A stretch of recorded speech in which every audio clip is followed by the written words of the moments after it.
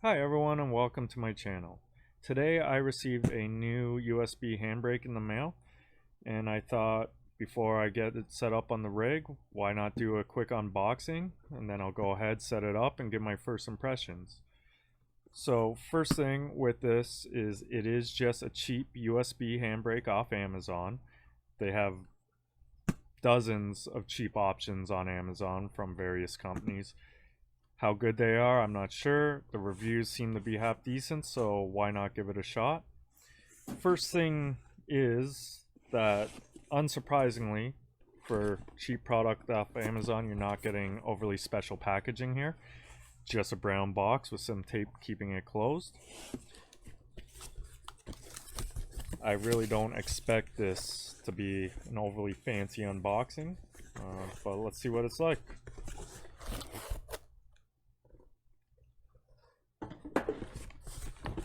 So really, it's just a couple white pieces of cardboard inside holding the brake itself. And that's pretty much it. So this is the actual brake unit, the mounting hardware here taped to the side of it, which strangely enough looks to be 3 bolts when I'm pretty sure there's 4 mounting holes on it, but we will get it unwrapped and take a look, confirm that. Right there might be issue number 1.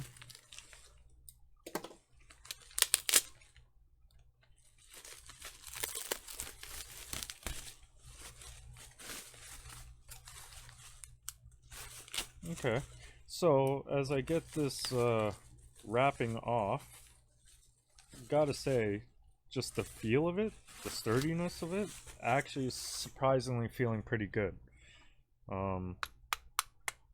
This is just solid metal here, thick as you can see. This hand grip feels actually quite nice. We'll have to see in terms of the durability of it, but it feels nice to the touch. Got the USB cord here wrapped around the unit. Let's quickly get that uncoiled. And I've got to say, at first touch here, it feels surprisingly solid.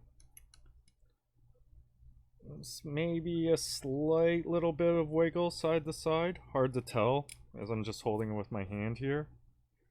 Feels like there might be the tiniest little bit, but overall, very solid. Not sure if you can see here, there's the spring mechanism inside.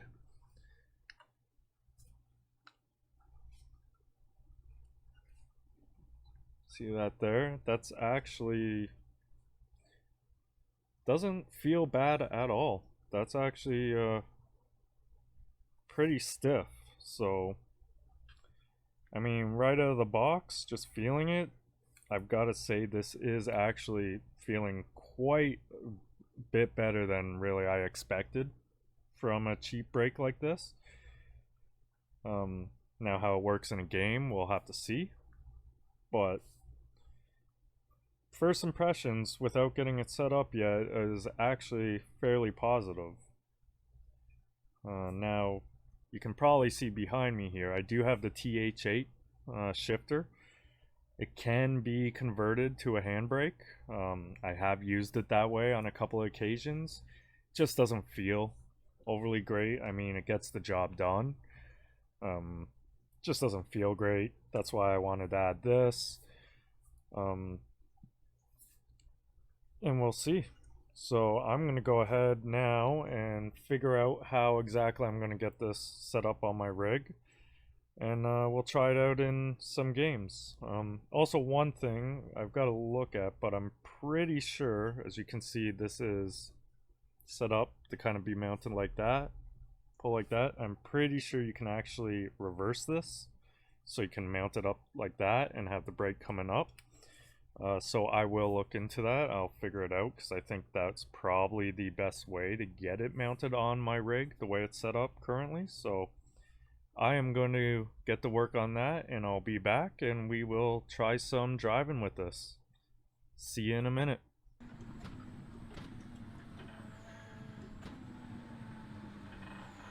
Hey guys, I'm back after a few days of testing this out now, and I've got to say I am thoroughly impressed with this handbrake for just a cheap handbrake.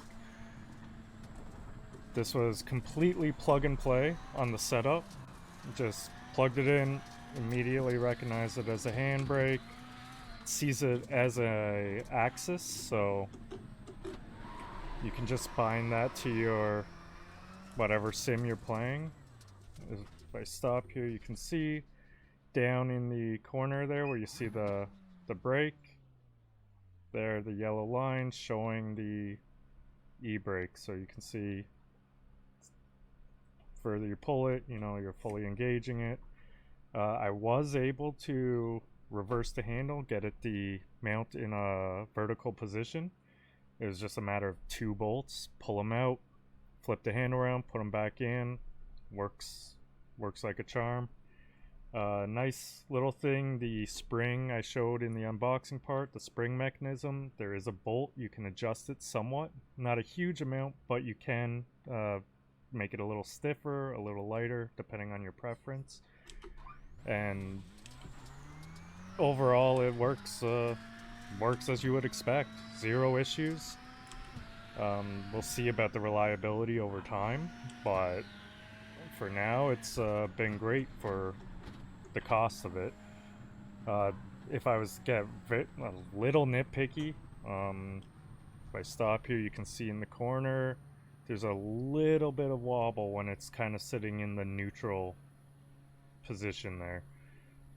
I mean, you pull it this way, so you really don't notice it.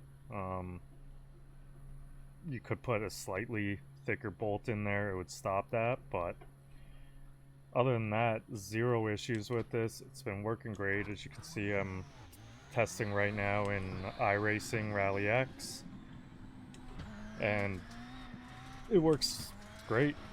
No issues at all. For the price, I'm in Canada, so this is in Canadian dollars, but it costs $140 on Amazon. I was comparing it to the Fanatec, which itself isn't too expensive at $200, but I mean, that's $60 more right there. But if you're like me, in a use case like me, where I've got a setup with a Thrustmaster wheel, I do have Fanatec brakes, but they're the V2s, so they don't have the straight plug-in for the handbrake. So I would have had to get the USB adapter. Here in Canada, we've only got one retailer that carries Fanatec products, so that would have cost me another $50 on top of the brake itself. So I was looking at $250 to get the Fanatec. Again, I'm testing it here in Rally X. It's not something I race a lot, so I wasn't wanting to spend a whole lot on a handbrake because I really don't know how much I'm going to end up using it. Though, to be fair, it really does add to the experience. So all in all, at $140, it's pushing half the price of Fanatec here in Canada, for me at least. Prices differ wherever you live, so you gotta keep that in mind. In terms of brand, I don't even remember the exact brand I bought. If you look on Amazon, you'll see 10 or 20 of these similar e-brakes all for sale. They've all got similar reviews, so I'm assuming they're probably going to be on par with each other. But overall, I would recommend this. I will follow this up with another video in a few weeks. I'll try it out. I'm planning on trying some Dirt Rally 2. I haven't played before, so you can probably expect a first drive video on that. And I'll continue trying it out, see how it fares over a few weeks span, and I'll update if there's any issues to be reported. But after first few days and probably 2 or 3 hours of use, 0 issues right now. So I would fully recommend this if you're looking for a handbrake and you're on a budget, or if a handbrake like me is just something to kind of finish off your rig without that you're not going to use a whole lot. But anyways, so in terms of this, initial impressions, that's it. So I will see you on the next video.